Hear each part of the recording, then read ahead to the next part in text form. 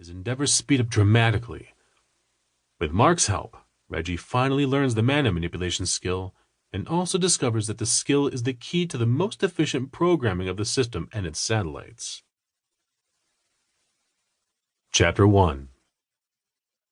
Marcus Aurelius Kavanaugh stared through the clear barrier in front of him. The jackalopes that had been captured when he offered a bounty for them were hopping around inside their enclosure in the menagerie. He had thought that the barrier was just a thick glass originally, but the first time he'd come to see the jackalopes, before the menagerie had been opened to the general populace of any port, one of the males had rammed the wall with his impressive rack, the antlers leaving deep gouges in the clear wall. Marc had worried then, but the gouges had filled back in over the next several minutes, leaving the wall as clear as it had been previously. He'd given the jackalope some time to calm down before unofficially opening everything to the public, and 2 days had done the trick. Now the two males rarely attacked the barrier, normally only when someone tapped on the glass. The 3 females had never done so despite having tiny, sharp antler buds themselves. They had been much calmer from the onset, digging in the loose soil to create burrows for their homes. Marc still had a team out with a second zeppelin trying to get another exhibit for the menagerie.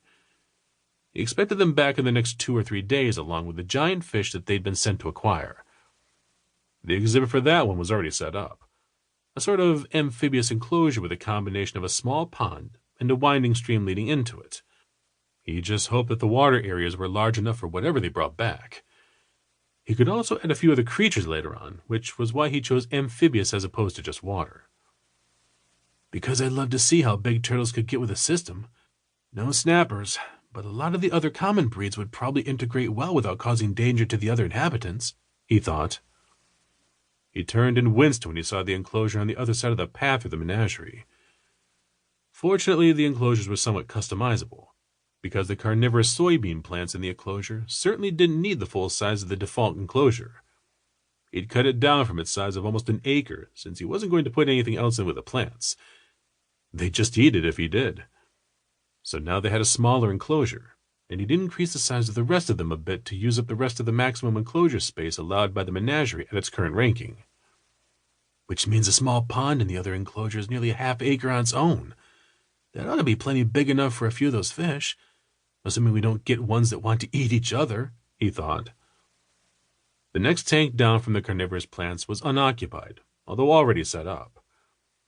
As soon as the crustacean and mollusk tank was at capacity, they'd move Octavius II and a bunch of the creatures from the other tank into the one that was ready and waiting for them. With the 2 giant chickens occupying another enclosure, that was all they had in the menagerie so far.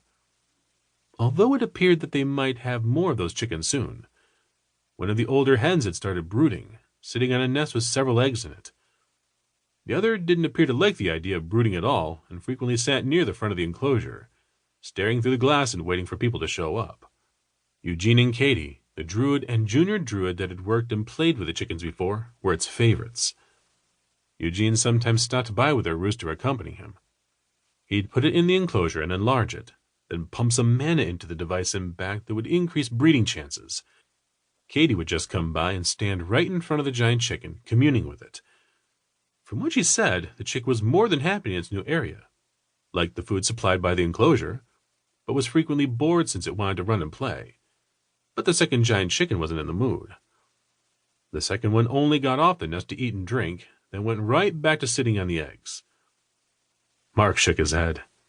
It was a good start, but at the moment he couldn't think of anything else they could keep in any of these, unless the elves came through with more of the super-sized garter snakes or something of the sort. He'd asked them to capture anything like that if they found some, and they said they'd keep an eye out, but they were working on their grove, so he wasn't expecting any results there. Good enough for now. We'll get more eventually, he said aloud as he wandered towards the exit. The menagerie wasn't officially open yet, but he passed several people on the way out, all of them accompanied by children. That was one thing he'd been very happy to find out about any port. All of the unattached children had gained some sort of adult mentors, be it a couple or an individual. None of them had been left to fend for themselves in the new world that the system had created. He broke into a smile as he headed up towards the keep, looking forward to dinner. Whoever the cook was, Marc wanted to thank him. With the beef they'd brought back, a bunch of the lower grade cuts had been turned